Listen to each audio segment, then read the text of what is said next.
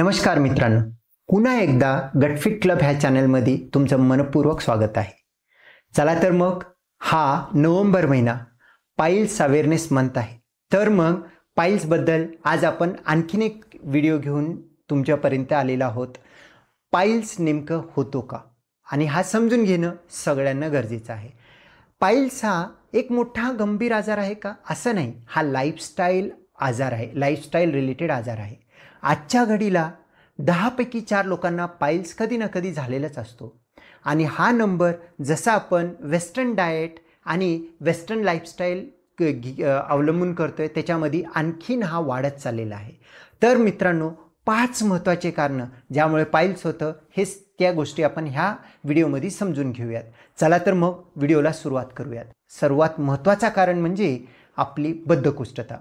बद्धकोष्ठता म्हणजे बद्धकोष्ठता फक्त मोशन हार्ड येणं हा बद्धकोष्ठता आहे का? असं नाही. मोशन हार्ड येणं, मोशनसाठी जास्त वेळ बसणं, जास्त कुंतून मोशन करणं, मोशन कंप्लीट नाही झाली म्हणून वारंवार जाणं, हे सगळं बद्धकोष्ठताचा प्रकार आहे. जास्त बद्धकोष्ठता असेल तर आपण जास्त जोर देतो, जास्त ताकद देतो. जास्त ताकदीमुळे आपल्या हिमोरॉइडल कुशन किंवा तिथले जे शिरा आहेत, तिथले नसा आहेत, त्यांच्यावर जास्त जोर होतो. त्या पेशंटमध्ये पाईल्स होण्याची शक्यता जास्त राहते आणि ती नंतर वाढून येतं आणि त्याला ट्रीटमेंट करण्याची गरज लागतं. जर तुम्हाला बद्धकोष्ठता असेल, तुमची लाईफस्टाईल सुधारणा करणे, फायबर जास्त घेणे, पाणी जास्त घेणे आणि बद्धकोष्ठताचं कारण का डिसएनर्जी आहे का ते समजून घेऊन बायोफीडबॅक करणे करून जर का बद्धकोष्ठता आपण मुळापासून बरं केलं, पाईल्स होण्याची शक्यता राहत नाही. दुसरा महत्त्वाचा आजच्या घडीला कारण म्हणजे टॉयलेटमध्ये मोबाईल घेऊन तासनतास बसून राहणे. आजच्या पिढीचा हा एक सर्वसामान्य होणारा कॉमन प्रॉब्लेम आहे. आपणाला इंस्टाग्राम रील बघण्यामध्ये टाईम किती टॉयलेटमध्ये बसलो कळत नाही.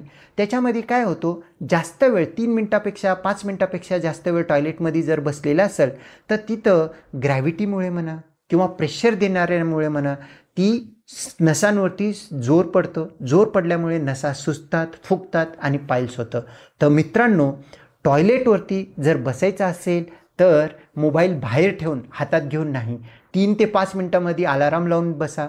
आणि वेस्टर्न टॉयलेटऐवजी इंडियन टॉयलेट हा मल विसर्जनासाठी चांगला आहे, ज्यामुळे पाईल्स टळू शकतो. आणि घरात वेस्टर्न टॉयलेट असेल, पायाखाली एक स्टूल, पॉटी स्कॉटी म्हणून स्टूल आहे, कोणतंही स्टूल जर का पायाखाली जर का घेऊन थोडं पाय उंचावरती ठेवलं तर स्क्वॅटिंग पोझिशन म्हणजे इंडियन स्टाईलनं आपण बसल्यासारखं होतो, त्यामुळे पाईल्स होण्याची शक्यता टाळू शकते. तिसरा महत्त्वाचा कारण लो फायबर डाएट. आजच्या काळामध्ये आपण जास्तीत जास्त पिझ्झा, बर्गर, पब्स, आणखीन बिस्किट, ब्रेड, सगळं मैद्याचं पदार्थ, सगळं तळलेलं पदार्थ ज्याच्यामध्ये फायबर कमी, जास्तीत जास्त कार्बोहायड्रेट असलेला पदार्थ खातो. त्यामुळे काय होतं, मोशन चिकट होते. चिकट झाल्यामुळे मल विसर्जन करण्यासाठी ताकद द्यावं लागतं, त्यामुळे देखील पाईल्स होण्याची शक्यता वाढतो. तर मित्रांनो, आपल्या डाएटमध्ये जास्त फायबर म्हणजे फळभाज्या जास्त घ्यायचं, कडधान्य जास्त घ्यायचं, भाजीपाले जास्त खायचं, 8 ते 10 ग्लास पाणी पियायचं. जर खाण्यापिण्याची सवयसुद्धा चांगली केली, त्याच्यासोबत झोप चांगलं केलं तर तुमचं बद्धकोष्ठता कमी होतो, जोर देण्याची शक्यता कमी होते, त्यामुळे तुम्हाला पाईल्स होण्याची सुद्धा शक्यता कमी होते. चौथी महत्त्वाचं कारण म्हणजे गरोदरपणा. गरोदरपणामध्ये सगळे हार्मोनल चेंजेस होतात. बाळ पोटामध्ये वाढल्यामुळे त्या नसांवरती प्रेशर येतं, त्यामुळे देखील पाईल्स होऊ शकतो. ह्याला आपण टाळू शकत नाही, पण त्याला कमी त्रास होण्यासारखं आपण करू शकतो. गरोदरपणा म्हणजे बसून राहा, बेडवरती झोपून राहा असं नाही.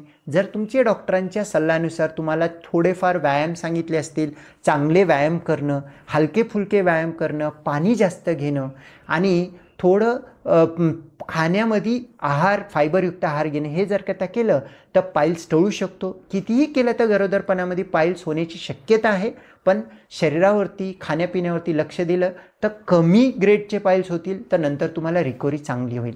आणि 5वं महत्त्वाचं कारण म्हणजे आजच्या घडीला लठ्ठपणा आहे. लठ्ठपणा, ओबेसिटी म्हणजे जंक फूड खाणे, शरीरावरती काही व्यायाम न करणे, वजन वाढणे, त्यामुळे देखील तिथले नसा सुजतात आणि त्यामुळे पाईल्स होण्याची शक्यता वाढतो. ह्याचा अर्थ लठ्ठपणा एकदमच कमी करायचा असं नाही. तुम्ही शरीरावरती थोडी मेहनत करून, कसरत करून, फायबरयुक्त डाएट घेऊन, पाण्याचं प्रमाण वाढवून तुम्ही पाईल्स होण्यापासून टाळू शकता किंवा झालेले पाईल्स रिकवरसुद्धा करू शकता. विना सर्जरीचं बरेसुद्धा होऊ शकतं. तरी मित्रांनो, पाईल्स हा आजार खूप काही वेगळा आजार नाही, हा लाईफस्टाईलचा आजार आहे. तुमची लाईफस्टाईल सुधारा, डाएट सुधारा, पाण्याचं प्रमाण वाढवा, पाईल्स टाळू शकता किंवा अर्ली ग्रेडमधले पाईल्स कम्प्लिटली क्युअर करू शकता. तरी हा व्हिडिओ तुम्हाला आवडला असेल तर आमचा हा व्हिडिओ लाईक करा. तुमच्या मित्रपरिवारामध्ये ज्याला कोणाला पाईल्सबद्दल काही शंका असेल त्यांना शेअर करा आणि आमचा चॅनल गटफिट क्लब सबस्क्राईब करा, जेणेकरून ह्या नोव्हेंबर पाईल्स अवेअरनेस मंथमध्ये रोजचा येणारा व्हिडिओ तुमच्यापर्यंत पोहोचेल. न विसरता उद्याचा व्हिडिओ पाईल्सबद्दल आवर्जून बघा. धन्यवाद.